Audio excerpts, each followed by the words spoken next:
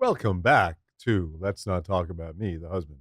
Here we are. Here we are. Yeah. Okay. What's happening? Well, I've got this sweater that I wanted to share that this woman on Instagram, Dewey Cashmere from Germany. It is so soft and delicious. Anyway, she sent it to me. And I was like, oh, I love it. I love cashmere. So she sent me like a cape and this. And she said, but you need to put it in the freezer for 48 hours. Okay, because I saw that. I went to get the dog food out of the freezer, and I saw that in the freezer. And I go, what the fuck? Why is that in the freezer? I had forgotten that it was in the freezer, so I left it there for a week. Not 48 hours, for a week. And all of a sudden, one day I was walking along, I go, oh my God, the cashmere sweater's in the freezer still. So I went and got it, and luckily it's fine. Wait a minute. What's the point of freezing the cashmere? Well, that's a good question. To keep it fresh or something? Clearly it's like a hand-knit cashmere sweater. I just did what I was told. I don't know exactly why, because I didn't ask her why. I just did it. Maybe to kill some bugs or something, or some bacteria? Maybe to set it in a certain way. I don't know. It came from Germany, and it's delicious. Cashmere. I went out to get the dog food for the dog, which we keep in the freezer, and there's this. I couldn't tell what it was. I could just see there was this black and sort of pink thing, and it was. I go, this. Why? Hilarious, right? Hilarious. Well, anyway, it looks good on you, and if it feels good, that's even better, right? Okay. And then more merch. I'm wearing my hat from and free is even better, better. And I'm cozy. Yeah. And that's that for me. And you're cute. Okay. I'm all right. All right. I've got my Michael Kors glasses on. We had a lovely event last week for Project Angel Food. And Michael Kors hosted at his store, and 20% of all sales that day went to Project Angel Food, which is an extraordinary local charity here in LA, where they make and deliver medically appropriate meals. Yes. Right. So and they deliver them to like 1,000 people a day, maybe more. I think 1,500 or 2,000 people a day. It's a big operation and getting bigger all the time because people in LA are supporting it. And right now, because of all the bullshit that's going on in the government, and people not being fed, and the SNAP, all that stuff going away, blah blah blah. Food banks, and this is essentially a food bank. It serves meals, but it's essentially a food bank. They're on fire right now. I mean, there are lines around. Miles of lines people waiting to get food. I mean, it's amazing, and that's why my sauce company, Open Food Company, and by the way, my sauce is still at Gelson's in California. If you're in California, Gelson's is the place to go to get Harry's Famous sauce. Harry's Famous, which is the Open Food Company, we support food banks. The one in New York. Yeah, a certain percentage of our profits are going to go to the food bank for New York City, LA Regional Food Bank, the Project Angel Food, and the local food bank in Gloucester with the Open Door. So yeah, those four charities are going to get some dough. And do you know that Project Angel Food was started by Marianne Williamson? Did it? During the AIDS crisis? Yes. I did not know Marianne was part of that. I didn't think you knew it, but Richard, who runs all of Project Angel Food, came to the Michael Kors event, and he got up and said a little something, and he mentioned that. And I thought, wow, people need to know that. They do. She's an amazing person. And in many ways, she was I got to know her, oddly enough, back in the day before I met you, right around the time that I met you. And she encouraged me to follow through on my friendship with you, which is now a marriage and all that. Did she? Yeah. I told her about Marianne. you. Yeah. So, yeah. No, she's great. And I thought, wow, I didn't know that was started during the AIDS crisis. And then, of course, now it's people with, heart disease, cancer, elderly that, can't leave their homes. And it's amazing what they do. It was just really great to get together with Isaac Boots, came into town. Okay, so picture this, Rodeo Drive, Michael Kors store. We did a torch class in the store. So they cleared out whatever in the middle. So it was kind of heaven for me. So the store was closed, was it not? The store was closed. Okay. And I am literally like doing my torched class, doing my leg lifts next to this bag that is so gorgeous. Of course. I'm like, because of the way I'm on the floor with my leg up, I'm looking at this bag going, God. I mean, Michael Kors has so many gorgeous things. It was kind of torturous for me in a way to be doing this exercise class in the middle of the most gorgeous clothing and purses and things. Really? Yeah. And were you tempted? I did buy some sunglasses. Did you buy? You bought? Of course you bought. Well, of course I did because it went to Project Angel Food. Yeah, of course. Yeah. So I bought a pair of sunglasses that 20%. You don't have any sunglasses yet, do you? I mean, I like sunglasses and shoes. And Robin Fujimoto, who's on the board of Project Angel Food, we both bought a pair of sunglasses because, I feel like it's great to because you need another pair of sunglasses, right? I mean, not only do you were doing a charitable thing, it's but great you to really bring need people some in. sunglasses because you don't have any sunglasses, do you? It's great, I think, to walk the walk and talk the talk. So you can host. You would not believe the number of sunglasses. There are sunglasses in every room of the house. There's a place in every room of the house that has 15 or 20 pairs of sunglasses stuck away. Just so you know, I mean, hundreds of pairs of sunglasses you have. Probably more. And but you needed another one, clearly. Well, here's the thing. I really, truly believe that if you're doing a charity event and you're walking the walk, you have to participate. Yeah. I'm not just there to bring people especially in. If you really needed something like the sunglasses. I don't ever need anything, Harry, and you know that. So don't give me any more shit about it. I'm going to come kill you. Ugh. I shop. Then you'd be I alone. buy things, and I did that for charity. Okay. So I'm happy about it. Sit right down and I'm happy about shut your mouth because you needed a new pair of sunglasses. Okay, I have a lot of sunglasses, a lot of coats. I'm gonna just break it down. How many bags do you have? How many shoes do you have? Oh. Okay, so Imelda. Accessory heavy. I'm accessory heavy. I do not have a lot of jewelry. You could really be fucked on so many levels, Harry. The reason you don't have jewelry is because you don't have a husband who gives you jewelry. You could be really fucked if I was like a jewelry lover or an Hermes bag fiend like Kyle Richards is. You're not an Hermes bag fiend? No, I have two. I have two of them. Oh. That's very little. How many do you have to become a fiend? They have like 20 or more. They have a lot of Hermes bags. Of course, they're an investment, right? They are an investment. Yeah, hard to find. You heard that. Well, they're impossible to get, but there is as good of an investment as gold and art right now. Is that right? It's true. So I guess we should get more. Okay. And you have great taste, too. So I have to say that, yes, I'm sure the sunglasses that you bought are not only great for the charity, but I'm sure they're really good sunglasses. Well, they're very cool. I mean, of course, they're Michael Kors. Yeah. I love Michael Kors glasses. Are those Michael Kors? Yeah. Oh, okay. When I go and do I go to sit in his fashion shows. They send you clothes to wear. So I always get a pair of glasses as sort of my souvenir. So I've accumulated a few pairs of Michael Kors sunglasses and glasses, and they're my favorite. Mm-hmm. They really are. I love them. Was it Michael Kors the other day of my birthday? Was that a Michael Kors? That was all Michael Kors. Michael Kors. We were all wearing Michael Kors. And she got mad at me because she had to take her Michael Kors dress off in the car. It was a suit. Because she had to fly to New York. This is true. I did get mad at you. This is wifey and husband stuff. Here we go. We went out to dinner for my birthday. Well, this was the Michael Kors day. So let's start in the beginning of the day. I go do the workout at Michael Kors, and then we have the whole Project Angel Food shopping event from 4 to 6. So the whole day was this. And this is my birthday day, right? And Isaac's birthday. So you both had a birthday. So then we went to the bungalows for dinner. That's right. Okay. But Lisa had to catch the red eye to New York. Then I had to catch the red eye to go ride on the Halloween parade for the Frankie shop. In New York, I know. So you saw me as Elizabeth Taylor. It was very last minute. I wasn't going to dress up for Halloween.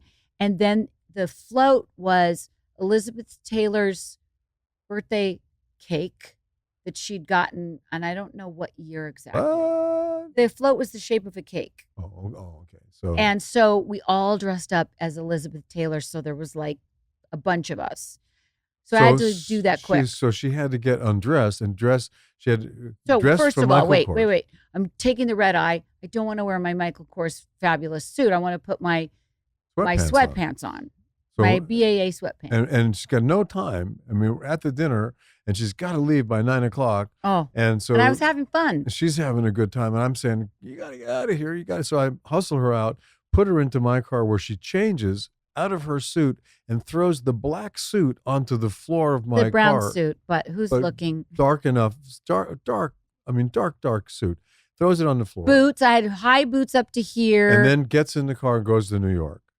And this outfit is so dark. It's on the floor of my car that I don't even see it on the floor of the car. None. You know, I said, you'll put this in the house for me. You'll hang it for me. Yeah. Yes. Sure. Yeah. Well, it's not even yours to begin with. It was Michael Kors, right? So, but it was on the floor of my car. I couldn't see it. And I went around for 2 days driving around the car thinking that there was not anything else in it because I couldn't see it. Me. So I get home. Now, listen, when you take a red eye and you're my age, it's fine. But, you know, it's only 4.5 hours to New York from LA. So you're not really sleeping, right? You're not really. I tried, but I didn't sleep a lot. So I got there and I slept.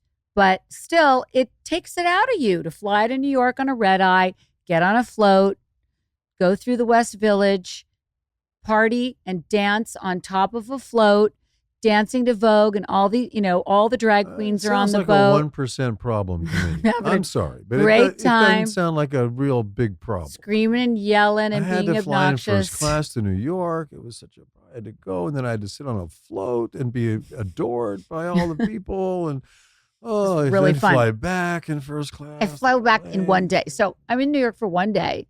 No pity party here, but just like, you know, it's a lot on me after. It's a lot. It is. Okay, shut up. Anyway, I get home. This is just the moral of the story is, if I have a situation like that and I come home and I get in the car, my crumpled Michael Kors suit and everything is still on the floor of your car.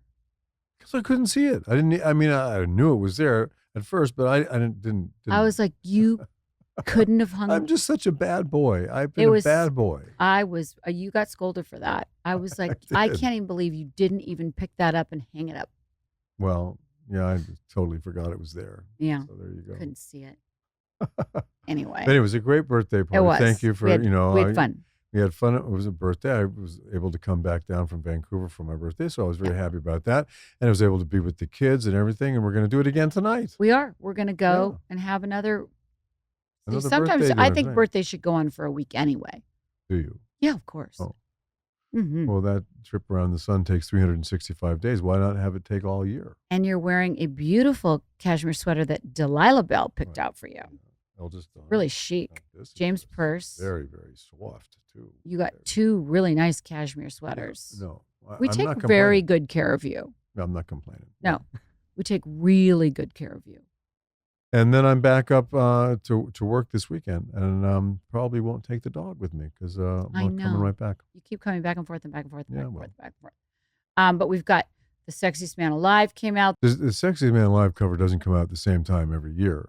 It does. It does. Well, but so in 1987, you were The Sexiest Man Alive. But it came out in like May or something. Well, they've probably changed it since then. That was 100 fucking years ago at this point. 100 years ago? Did you want to ask me some questions about that, Daniel? Absolutely. Wonderful. I don't know. I just kind of went right into it, didn't I? Yeah, yes, you did. You opened that door. You opened the Sexiest Man Alive door, and I guess I'm going to have to go through it. Very good at prompting. You know, I used to be so good on Housewives. Eileen and I were so good at this. You know, we'd have these dinners on Housewives, and there'd be like a thing you needed to get to. And if it weren't for myself and Eileen, you'd sit there for 3 frickin' hours. So you're the segue queen. We just get it done. Yeah. Eileen even better, way quicker and better. Like we would sit down for dinner, and 3 minutes later she would say, "So whatever it was that we needed to talk about." Well, I remember Eileen. She got you in a lot of trouble. Did she? She got you in a lot of trouble. Yeah. We used to get right to it. Okay. Anyway, Daniel, do you want to get right to it? Let's get to it. Yeah. Sexiest Man Alive. So, Harry, you were dubbed Sexiest Man Alive by People magazine in 1987. I want to do a little quiz with you to see if you know some of the men that you shared the title with. Oh, shit. Oh, no. This and is Lisa, not going to go well, I know right now. This is a team sport, Lisa, so you're more than welcome to help. Yeah, okay? thank you. Lisa, without Lisa, I'd be sunk here. You'd be dead without me. Yeah. All at this right. point. So You're in the gonna have to help. doghouse slightly over the shopping stuff, but What? and my clothes on the floor, but I'll get over it. I probably know most of them. I mean, Brad Pitt did it twice, right? And then We'll get to it. We'll get to it. Wow. Okay. Hold All on. right. Hold All your right. horses there, Harry. Oh, I'm jumping Hold the gun. on there, Harry. Okay. all First right. question. Harry Hamlin, you are the third man in all of history to be named People's Sexiest Man Alive. 2 men held the title before you in 1985 and 1986. I know. Who were but I'm these gonna let men? You do it. Well, I know one of them was Mark Harmon. All right. Ding, ding, ding. And the other? Who was the first one? Mel Gibson. Yes. Mel Gibson. I got that right. Yeah. Oh, how about that? Look at that. Wow. Great job. Okay. Question number 2. In 1988, one of New York's most eligible bachelors was honored as People's Sexiest Man Alive. This I know. He was not an actor, but an attorney and a son to one of the John most... Kennedy Jr. I know Yes. that one. Wow. Yeah. Okay. 2 for Look 2. at this. I know. I'm on fire. Look at this over here. This one's a twofer. In 1993, People magazine made history, declaring this couple the first ever sexiest couple alive. Brad Pitt and Angelina. I don't know this. I can give a hint. Okay. Let's have a hint because I'm underwater on this one. She was a model with an elite history in fashion, and he Wait was a an minute, actor. Richard Cindy Gere, Crawford Cindy and Crawford. Richard Gere. Good job. Ah, Okay. ding, ding, ding. 4 men have been named People's Sexiest Man Alive more than once. Oh, All actors. Let's go through them. Number 1. Once upon a time in Hollywood, he has been Mr. Smith alongside Angelina Jolie as Mrs. Smith. Brad. Okay, that's Brad. We know that. And then From dusk till dawn, this leading man could make your heart beat so fast it will send you to the ER. Clooney. Yeah. Okay. Number 3, before he was a pirate and the demon barber of Fleet Street, this actor was a crybaby. Oh, And the Demon Barber of Fleet Street. these are not easy clues. That They're was, not. but I saw the original Demon Barber of Fleet Street They're on not easy Broadway. clues. But It would be the That was movie Len version. Cariou. It would be the movie version. Yes. His first ever film was The Nightmare on Elm Street. Oh, he's not going to know that. Really? I've never seen any of those horror He's movies. not going to no. know that. Huh? He's also been a pirate.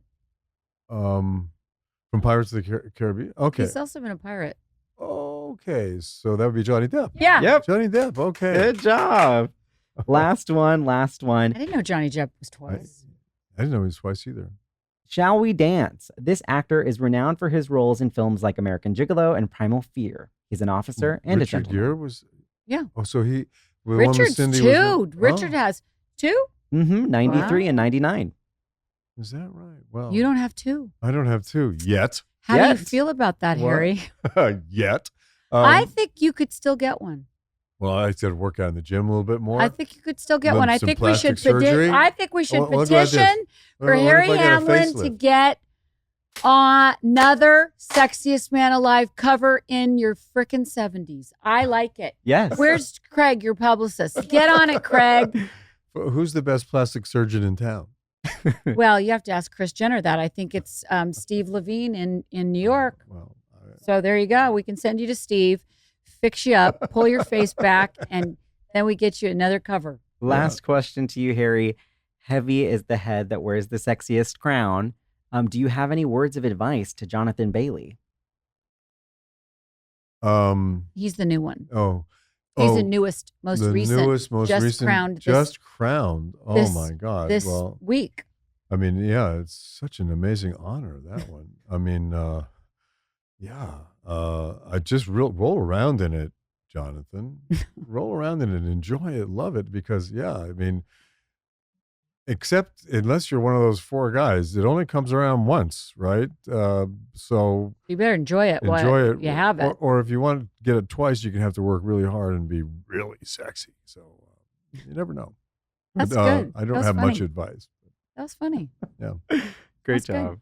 Thanksgiving's coming. That's coming. It's true. Never No, the big holidays- in our household. Well, yeah, it is. I mean, we give thanks, but we never really, we didn't put the dog on for Thanksgiving as much as we did for Christmas or Easter. Yeah, it's true. Because we would travel. We'd go to my parents' house or Yeah. just never been You know, I quite mean, as. I did have a cooking show, or do have a cooking show.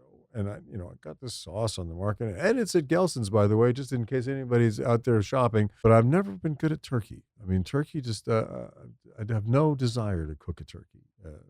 I've done it several times. Done it fine. Yeah, but Yeah. it doesn't I like excite those. me. I'm I not like excited those by it. deep fried turkeys. When we would go to Stephanie's house in Rye, New York, and they would out there deep It's fry a it. gimmick, but it I still is know. the same thing. It's turkey's turkey, right? At the end of the day, it's just turkey, and you go, okay, how exciting can turkey be? Now, a little cranberry. I like sauce turkey is and good. cranberry Yeah. in the stuffing. I like it.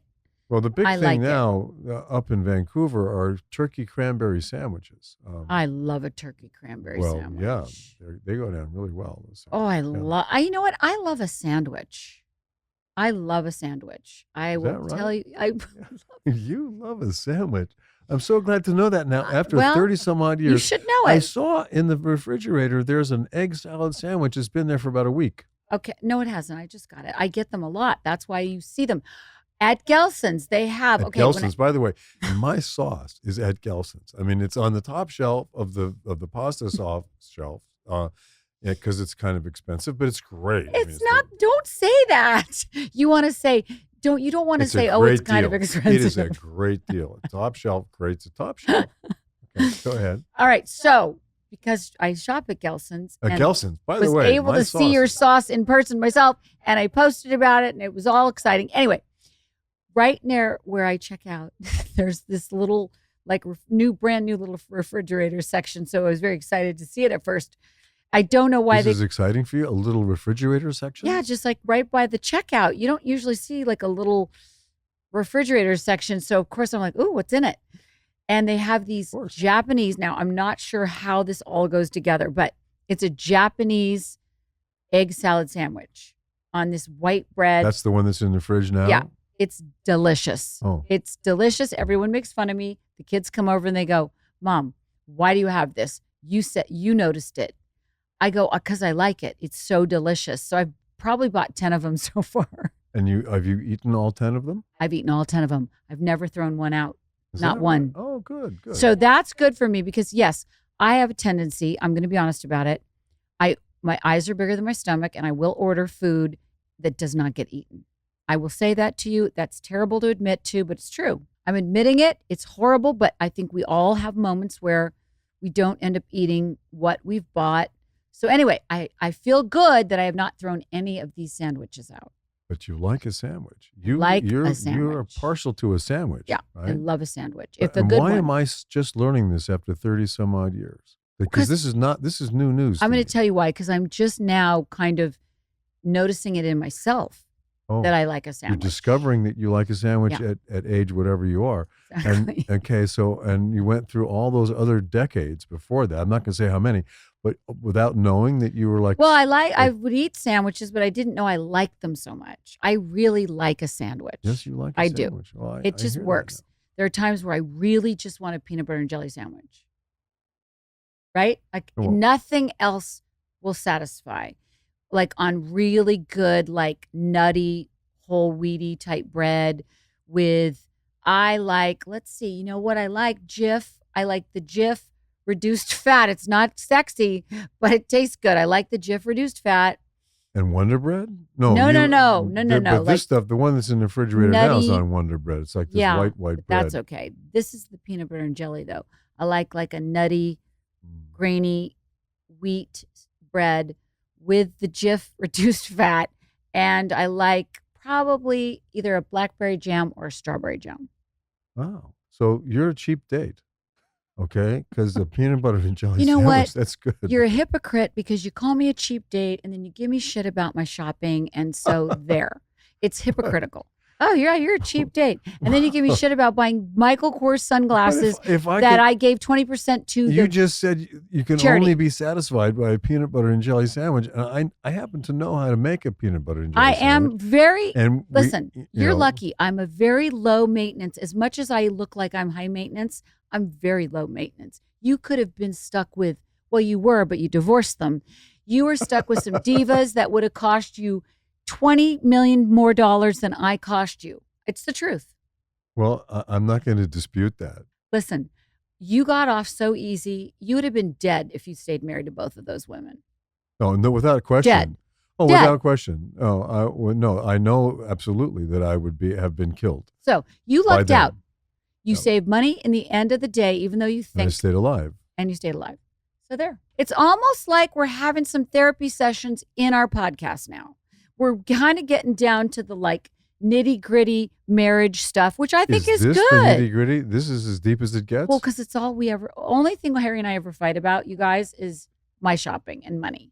It's true. Well, everybody fights about money. I know, but to actually do it on camera with a microphone wasn't necessarily on my bucket list. Oh, well, as you can see, it's not that big a deal. Well, no, I know it's not, but I think it's funny that we're going there because it's the real thing. Well, and you're lucky that you're living because you'd be dead if it weren't for me. You know, you and can't those prove other a women negative would have necessarily, killed but you. the possibility was actually great. It was. That, there could have been violence. I don't think I've ever even thought to myself, I'd like to go get a gun and kill him. I haven't. I bet some women think that about their husbands. I would like to kill him right now. And obviously a lot of them do. Well, I don't think I've ever had that thought. About me? Yeah. Wanting to kill me? Mm-hmm. I certainly hope not. I don't think I have. I think that's a good thing. How would that thought go through your head? I just want to kill him? Well, maybe if you're so mad at someone, you just go, I just want him dead. Oh. But I really haven't thought that about you. Well, so lucky. That's what happens. You love all of those like Friday and Saturday night murder Okay, I love a things. Dateline and I love a 48 Hours. Love, 2020 love, too. love. Isn't that one as well? 2020 is third down on the list. Sorry, ABC, but I like a Dateline and Saturday night I want to watch a 48 Hours or a Dateline. But it's always the wife or the husband. Or the husband. It is always the wife or the husband or the ex-husband or the ex-wife. And these people think they can get away with it? I mean, don't they know that it's always the wife or the ex-husband or something like that, and they still kill them anyway, and they always go to jail and they always burn? I just don't know why they don't just get divorced. That's my question is, why don't you just divorce them? Why do you have to kill them? I mean, maybe divorce doesn't satisfy that need to have, to basically hijack your amygdala. That's what happens when you pull the trigger, You get so mad at somebody, fuck it. Which we've all been so mad, but to go to that point where you kill someone is very fascinating to me. And it's so final that I do have these dreams where I've killed someone and I know that it's over. Not you, like strangers or whomever. I get in a situation. You have murder dreams where you're a murderess? Yeah. A serial killer or just a murderess? Just a murder. Like I've killed someone and then I know it's over. They're going to catch me. Like in my dream. You're guilty. I've killed someone and I know it's over because, again, 48 Hours in Dateline, you always get caught. Whether it takes a year, whether it is a cold case and it comes back 10 years later, you get caught. So let's deconstruct that. In your subconscious, you're going through, having been a bad girl and, and having to pay for that, And well, then it's over. You're go to jail for life. Twice, right? So in your dream, you're a murderess and you're going to get caught and probably go get the needle. No, I am going to get caught and I'm going to prison for life. It's over. Like life as I know it is over. And I have this sinking feeling like, oh, fuck. That's what happens in my dream. It's like, I know it's over. And then sometimes I'll wake myself up and be like, no, I can't have this. I've got endorsements and fashion shows to go to. And I'll wake myself up. I can't go to jail forever because I've got Paris. I've got couture. Oh my God. Have you ever woken yourself up from a dream because it's too painful? I have woken myself up from a dream when it was too scary or something, or I thought it was going to be trouble. That. But very rarely. That's a very rare occurrence. Rare, but it's awful. This dream sounds to me like a recurring dream that probably a lot of people have. Not unlike you're at your final exam and you're walking into the exam room and you don't know what subject it was, or you're about to go out on stage I don't have and those you're dreams. saying, "What play am I about to do? I don't know my lines." That happens all the time. Well, I don't dream that. I've had moments where I black out and I can't remember my line. I've had that on stage. In real life, when you're on stage? Yeah. Really? Oh, yeah. Well, it's when you go up on stage. It happens to me every time. Horrible. I always, especially, it's usually opening night for me. Remember when we did Chicago? And I was opening night, and it was Act 2, and I come up on stage, and I look back at everybody, and I go, what the fuck do I say now? And someone came in, Greg came in with your line. Came in with my line and shot my line to me. I went, thank God for Greg. That is the scariest feeling. Yeah, it's opening night. When I was doing Dancing with the Stars, and that's live. And you have a minute, 30-second dance usually. And I remember going out thinking, I don't remember what I'm going to do after the first couple of moves. And you're literally blacking out and you're panicked because it's live. This happened to me on Dancing with the Stars as well. Terrible. My last dance that I did was the tango. And I was supposed to come and do a turn on my right knee. And instead, I came down on my left knee. Ooh. Now, normally that would be the end of it, right? But my partner was so good, Ashley was so good, that she was able to cover the fact that I came down on the wrong leg. That's in the how dance. those professional dancers I don't are. think that I was kicked off because of that, but it was not because the dance was terrible. It was because I handed a rose.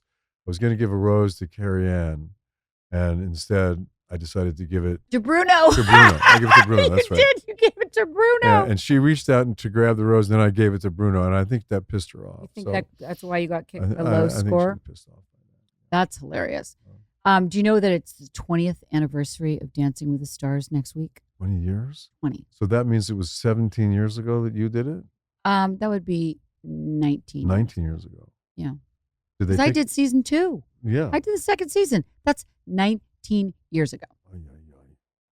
Well, you did great. You know, you were awesome. And the only reason I wanted to do it after you did it is because I saw that it kind of woke you up. I mean, it gave a sense of self that you hadn't really had before. It gave me so much. Yeah, It got my mojo back. It gave me courage. It gave me pure joy. Working with Louis Van Amstel is one of the greatest times of my life. And it was hard. I mean, I would cry. I would go in the bathroom and cry and come back out and okay. And then by the end of it, your body was messed up for sure. It was so hard. I thought if I can just get a little bit of what you got when they came and asked me to do it the following year. And I remember I had to fire my agent. He said, I won't work with you if you do that stupid show. And I said, but I want to do it because I can see that the challenge of it brings something out in the people who do it that they would never get if they didn't do that. Oh, life-changing for me. Yeah. Absolutely life-changing. Then I was able to go and audition for Chicago. That's why I got Chicago. That's right. I would have never gotten Chicago if I hadn't done Dancing with the Stars because I wouldn't have been able to do it. Yeah. I couldn't move like that. Like it gave me the confidence to fly myself to New York, go audition. That's right, because they didn't fly you. You said, I want to do Chicago, and they said no. And you said, if I fly myself to New York and I do, will you listen to me? Will you give me an audition? And they said yes. That's the hustler. That's the you hustling right there. Yeah. Listen, no one has ever given this, career to me because I don't come from actors. I don't have any, I had no backup or zhuzh or no, nothing.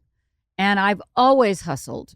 No one has ever given me this easily. I have worked very hard for it. You were able to, you finally got Chicago. And then how did it feel when they called me up and they said, you want to do it? And they never even asked me if I could sing. Or audition or anything. I know I didn't have to audition. And they didn't even ask me if I could sing. It's like, and I couldn't. So. Well, but that's also been very much how your career has gone as opposed to my career. In the very beginning, it was literally just handed to you on a silver platter. Was it not? It was. No, I must say that I didn't even want to make movies. I didn't want to be in the movie business. It's and pretty they gave interesting. It to me. They said, you have to be in the movie business. I said, well, your first thing was you went in as a reader. I didn't audition for my first movie. No, you were reading the opposite. As a matter of fact, actors. I told the director Stanley Donen when I met him before I did the readings for Anne Reinking. And I said, I don't. Are you talking about movie? Movie, which is the first movie I did. Set the stage a little bit. And I said to Stanley Donen, who was the director, who had directed Singing in the Rain and Seven Brides for Seven Brothers, Charade. I mean, a whole bunch. Stanley Donen was major, huge movie director. Major. And I said to him when I first met him, because they needed somebody to read off screen for these girls who they were screen testing. I said, I'd be happy to do it, but I don't want to be in the movie. I don't want to do movies. I said, I'm a stage actor. I will always be a stage actor. And I know these guys at Warner Brothers want me to do movies, but I don't want to do movies. And so, and they paid me some money to read. They gave me $250 to read opposite Anne Reinking and Tova Feldshuh. And I said, I'm just going to do this and I'm gone, And then Stanley Donen came to me after 2 days of doing these readings, and he said, hey, I know you don't want to be an actor in movies and stuff, but someday you just might want to have a few feet of film on yourself, and let me shoot a feet of film on you tomorrow. And I said, no, I'm sorry, I had a scholarship to go and study in London, to study Shakespeare in London. So no, I'm going to go and study Shakespeare in London, and he said, oh, but if you just come in. It'll only take a few minutes and we can get a little film on you. And when you come home, he's giving you a secret screen test just so everybody knows what's going on. I didn't. So I finally said yes because he was going to give me another $250. And I had to cut my hair and I had to get makeup and wardrobe. And I did it. It didn't take more than half an hour. And then the next day he called me up and he offered me the lead in the movie. I go, what? I said, no, I'm going to London. I'm going to study Shakespeare. And he said, oh, well, it's too bad. And then my mother got wind of the fact that I'd turned this movie down with George C. Scott. And she got really mad at me. And she said, no, I want to meet George C. Scott. You have to do the movie. So that's why I did it. That's how Harry's career started right there. That is quite a story. Well, yeah. I always wanted to just work on the stage. Yeah. So. And here's me just begging and hustling every freaking second of the day just to get anyone to pay attention to me. Well, it has been a different ride. That's true. Oh, man. Yeah, it's been really interesting. But, that's the business. The business is different with everybody. Mm-hmm. And I have had to hustle, honey. Yeah, well, and it's been a fun ride to watch you hustle. And you've done a great job, by the way. Why, and thanks. Yeah, and you're cute. Well, thanks. So are you. Once again, thank you so much for tuning in to see us talk about me. No, let's not talk about the husband, right? Yeah. Thanks a lot.